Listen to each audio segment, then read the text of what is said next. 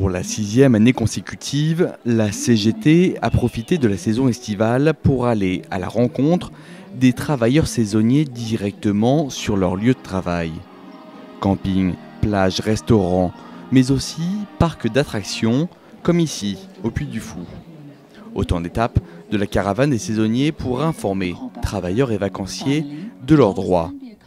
Aujourd'hui, comme sur les autres étapes, l'accueil est vraiment très bon. Les saisonniers sont 65% à dire ne pas être informés sur leurs droits. Donc c'est vraiment important de leur mettre le guide qui est réactualisé 2 fois par an et qui retrace tous leurs droits de l'embauche jusqu'à la fin de contrat, en traitant de thématiques vraiment importantes pour eux et souvent cause de problèmes que sont le logement, l'accès aux soins, la formation ou même l'accès à l'allocation chômage en intersaison.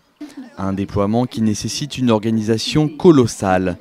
Au total, 75 unions départementales et 1200 membres de la CGT sont impliqués dans le projet et permettent à la caravane de couvrir les 100 villes-étapes.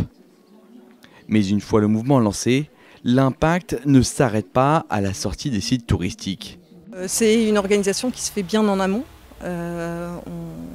Donc il y a la caravane, mais aussi on va dans les forums. Il y a des forums qui sont organisés à partir de janvier-février dans les grandes villes. Donc on participe aussi à ces forums pour informer les saisonniers.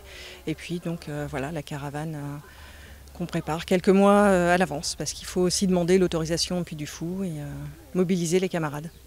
Une autorisation parfois compliquée à obtenir.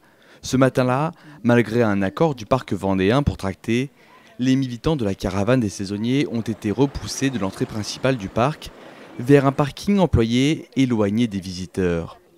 Une méthode à laquelle sont habitués les militants de la caravane, mais qui n'entament pas leur bonne humeur. Vraiment, c'est une initiative qui est plutôt sympathique.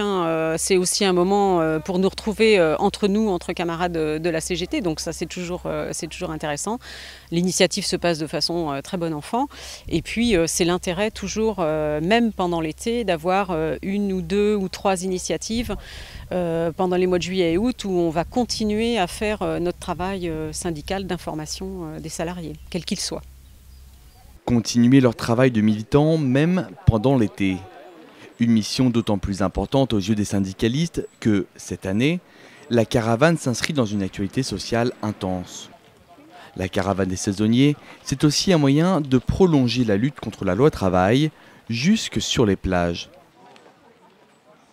La campagne, c'est vraiment la poursuite de la lutte depuis 4 mois et demi menée en France pour le retrait de la loi travail.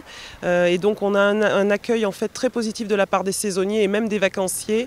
Le sondage dit que la majorité des Français sont contre ce projet de loi et nous on le voit sur le terrain. On est très encouragés, on a également reçu pas mal de dons, d'adhésions. Et même si au départ les gens ne savent pas ce qu'il y a sur le tract, ils disent c'est la CGT, on est avec vous et on continue. Donc c'est très très encourageant. À la rentrée, la CGT prévoit d'étendre l'initiative. Au programme, récoltes et vendanges automnales, stations de sport d'hiver et, si possible, des étapes dans les 95 départements métropolitains dès l'été prochain.